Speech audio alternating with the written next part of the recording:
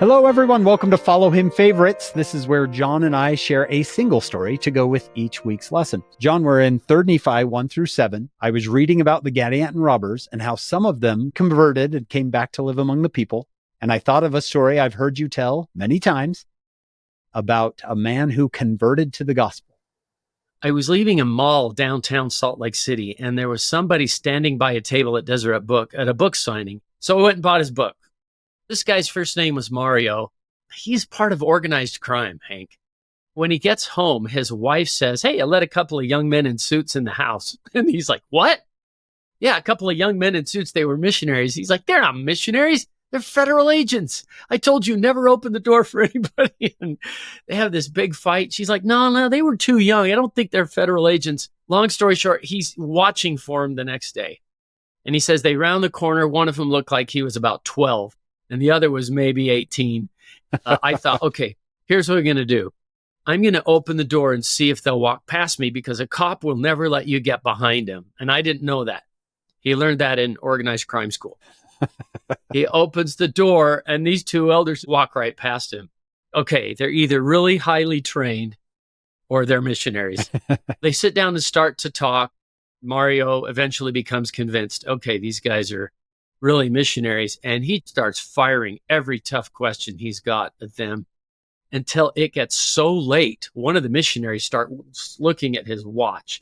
Finally, Mario's like, what's the matter? And the missionary says, well, we have these rules. We're supposed to be in at 9:30. It's 9:30 right now. And Mario says, if you guys leave now, you're never coming back. The missionary's like, can we call our mission president? Yeah, there's the phone. So he picks up the phone. And Hank, this is not a this is this is an old phone. And he calls the mission president. Hey, president, we got this investigator. That's what we used to call him. He has all these questions, and he wants us to stay, but it's 9:30. What should we do? And the mission president says, well, okay, I'll tell you what. You can stay till 10:30. Let me talk to your investigator. The mission president says, sir, would you follow these young men home tonight and make sure they get home safely? Because, there's some shady characters out there. And Mario's like, yeah, I'll take care of them. Mario keeps taking the lesson. Eventually, he joins the church, and the bishop says, Mario, you're in, and we love you, but you need to be all the way in. And Mario's like, oh, they know I'm still doing illegal stuff. And he has this horrible decision to make. Do I leave the church? Or do I leave organized crime? Wow. How do you normally leave organized crime, Hank? In a box. Yeah. You don't. Yeah. Cement overshoes in the East River. No, they kill you. Yeah. What happens if you leave the church? They send home teachers. And so he's like, which one of these is worse? He plans, he schemes. He hid in a cabin. Even his wife didn't know that he had. And this is how determined he was. I have got to stay in this church. I found something wonderful. He calls the boss and says, I want to meet. I want out. I've joined this church. He just screamed at him on the phone, finally set up a meeting. And he says, I walk into this abandoned warehouse. Now, Hank, my word. If anybody sets up a meeting with you in an abandoned warehouse, what does this tell you? Yeah. Well, don't go. He said, my uncle was standing outside with a bat, my uncle hitting this bat into his hand. And I don't think it was, hey, when we're done, let's play baseball, right? He's hitting this bat into his hand. And he pointed at this table, like, sit down. He goes in there, he sits down. He says that the crime boss stands up and screamed at him for half an hour.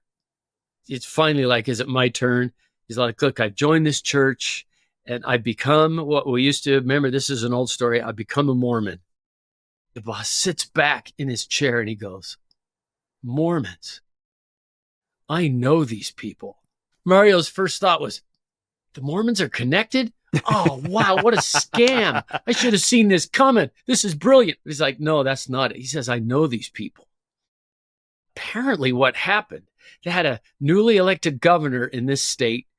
And he was a member of the church. This crime boss brought him a briefcase with $1 million in it and said, hey, you do your thing. Let us do our thing. Look the other way.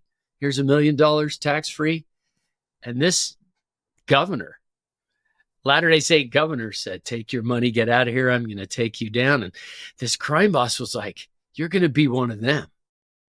If you do everything these people ask, I got nothing to worry about.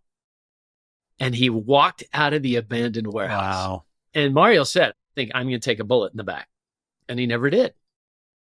Now, you're the bishop. What calling do you give this guy, Mario? I don't know. Primary, right. Yeah, of course. He was called to teach the 10-year-olds. He said, when the bishop called me, and oh my goodness, Hank, I've been in this position before. The bishop called me. I said, Bishop, I got to tell you something. I can't read. And I could just imagine the bishop's, you'll be fine. You know, You'll be okay. here's the manual. You're holding it upside down. He doesn't know. Imagine how humbling. Mario walks into this room. He says there's 3 10-year-old boys there. And he had to tell them, grown man, boys, I'm supposed to be your primary teacher. But boys, I can't read. I love the definition of the pure love of Christ. Love for Christ, love from Christ, love like Christ. 3 10-year-old boys said, sit down, we'll help you. They're reading the manual and they're sliding it back and forth and passing it back and forth. And Mario says, those boys taught me the gospel. And it wasn't what they read. It was how they treated him. If you get this book, the dedication says, to my 10-year-old primary class. I was speaking about this at a big event in Cincinnati once.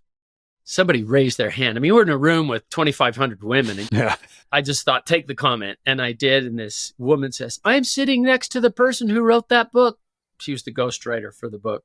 Oh, wow. And I talked to her afterwards. And she said, yeah, he passed away last year as a temple worker. Oh, I'm looking at 3 Nephi 5. They did forsake all their sins and their abominations and their whoredoms, did serve God with all diligence day and night.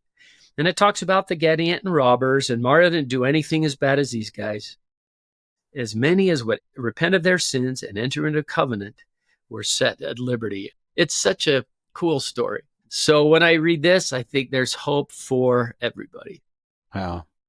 Set at liberty. And that's not just a physical freedom. That's a spiritual freedom that he found. Oh, absolutely. Changed his whole life and passed away firm in the faith as a temple worker. How cool is That's that? great. From crime to Christ. I love it. Mm. We hope you'll join us on our full podcast. It's called Follow Him. You can get it wherever you get your podcasts. We're with Dr. Craig Manning this week. He's awesome. Come and see what he does with these chapters. And then come join us next week. We'll do another Follow Him favorites.